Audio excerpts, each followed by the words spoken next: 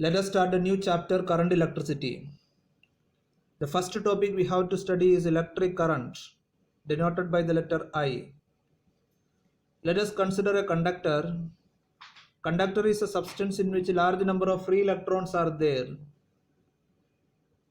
and the ends of the conductor is connected to a source of EMF which provide a potential difference V across the ends of the conductor.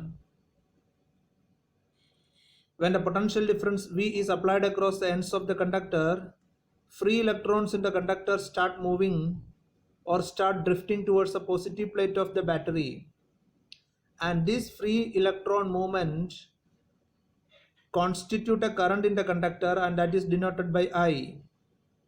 Now let us assume that Q is the amount of charge flowing through any cross-sectional area in a time t. Then the current is defined as I is equal to Q by T. It can be defined as the rate of flow of electric charges, or it is the amount of charge flowing through the section of the conductor in unit time. In this equation, Q is equal to total charge and T is the time taken. Now let us assume that n electrons are crossing through the section. If n electrons are crossing through this cross section in a time t, what is the total charge crossing through the section of the conductor? The total charge is given by Q is equal to Ne, where n is the number of electrons crossing and E is the charge of one electron. Charge of one electron, as we know, 1.6 × 10 to minus 19 coulomb. Now substituting this equation number 2 in equation number 1, the equation for current can be written as I is equal to Ne divided by T. Now one of the speciality of electric current is a scalar quantity. Even though it may have a direction, it is always marked from positive plate of the battery to negative plate of the battery. It is not considered as a vector quantity. Since it does not obey vector algebra, it is not considered as a vector quantity, it is considered as a scalar quantity only. Those physical quantities which obey vector algebra only considered as a vector. Other physical quantities, even though it has a direction, should be considered as a scalar quantity. The unit of electric current, since the current is defined as charge divided by time, the unit of electric current will be equal to unit of charge divided by unit of time. Unit of charge is coulomb and unit of time is second. Therefore unit of electric current will be coulomb divided by second, and that is denoted by ampere. And define 1 ampere. As we usually define the things, 1 ampere is equal to 1 coulomb divided by 1 second. In a sentence we can say like this: if 1 coulomb charge flows through the section of the conductor in 1 second, then the current through that conductor is said to be 1 ampere. If 1 coulomb charge flows through the section of the conductor in 1 second, then the current through that section or the conductor is said to be 1 ampere. Now let us consider this particular figure again. The conductor is there, large number of free electrons also there, ends of the conductor is connected to a source of EMF, and the potential difference across the ends of the conductor is V. In this particular situation, electrons start moving towards the positive plate of the battery, and externally it will be moving like this. Look at the motion of the electrons. Motion of the electrons are always from negative plate of the battery to positive plate of the battery, and this constitute electronic current. So electronic actual reason behind the current is the motion of electron. Motion of the electron is always from negative plate of the battery to positive plate of the battery, which constitute electronic current. But conventionally, the current is always marked against the motion of electron.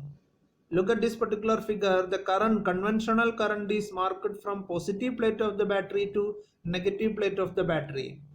So electronic current and conventional current is always opposite.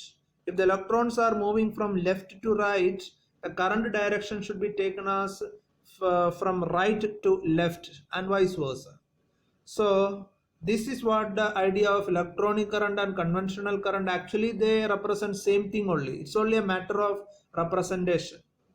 Now if the conductor is not connected to an external source of EMF, what happens? Look at this particular figure. This is a conductor, n number of free electrons are there. Even though it is not connected to an external source of EMF, these free electrons are in motion. But one speciality of this motion is, this is random motion. The free electrons moves randomly and their velocity vectors aligned in all possible direction. So if I am taking a net velocity or an average velocity, I can see net velocity of electron or average velocity of electron is 0. That means even though the electrons are in motion, they are not moving in one particular direction. They are not transported from one place to another. Since they are not transported from one place to another, there is no electric current. The motion of the electron from one point to another constitute electric current. Here there is no motion of electron from one point to another. This situation is similar to students or children playing in a playground. Imagine children playing in a school ground. Are they in motion? Yes, of course they are in motion. They are in motion, random motion, but are they transported from one place to another? They are not transported from one place to another. So the motion of the electrons can be considered as the random motion. It's like motion of the gas molecule in a container. They are not transported from one place to another. Therefore, even though they are in motion, there is no current. Now, if the ends of the conductor is connected to an external voltage source, then what happens? Let us consider this particular conductor of length L. When the voltage source is applied, there exists an electric field across the conductor. The electric field across the conductor is given by E is equal to V by L. Now, each and every electron inside the conductor is inside the electric field and that experiences a force. And that force is given by F is equal to minus of E into E, where minus sign indicate the force experienced by the electron due to the electric field is always opposite to the electric field. So under this force, the movable electrons start drifting with a velocity Vd. It's not a case of one electron. All the electron in this conductor start drifting against the electric field with a velocity Vd, and that particular velocity is called drift velocity. And this bulk movement of the electron against the electric field constitute current. Now, another thing we have to study is current density. I already said that current is a scalar quantity. Current is a macroscopic quantity that is common for entire conductor. Now we have to define another physical quantity that is called current density. That's a microscopic quantity as well as it is a vector quantity whose direction is in the direction of the current flow. So here I am taking a conductor of varying cross section. Ends of the conductor is connected to a source of EMF. Then there will be a current. And that current is from positive plate of the battery to negative plate of the battery, common for the entire conductor. Now I am going to take 2 points P1 and P2. P1 is, and also I am taking a cross-sectional area A1 across around P1, as well as I am taking a cross-sectional area A2 around P2.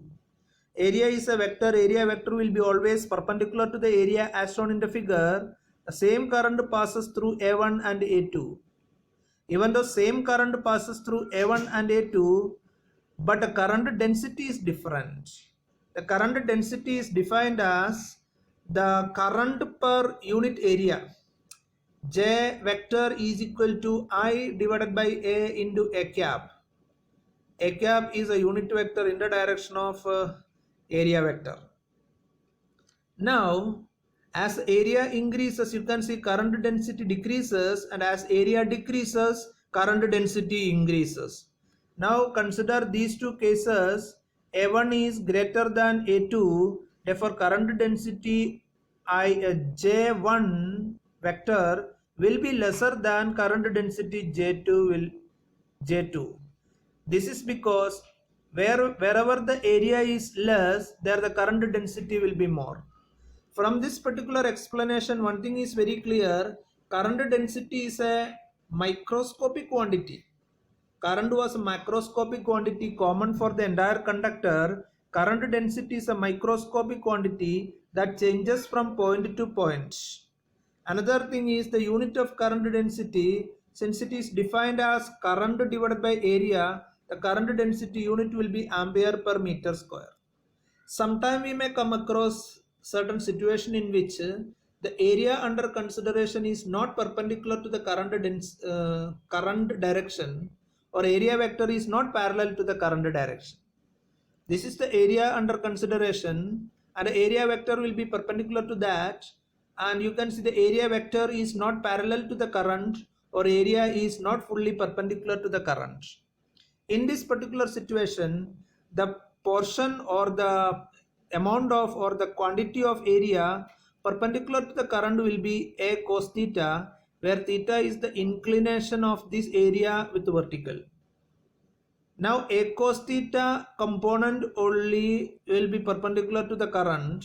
Therefore, current density in this particular case can be defined as J vector is equal to I divided by the component of area which is perpendicular to the current, that is A cos theta. In order to indicate it is a vector, I am just putting a unit vector also. Now the magnitude of the current can be written as I is equal to, from this equation, J A cos theta.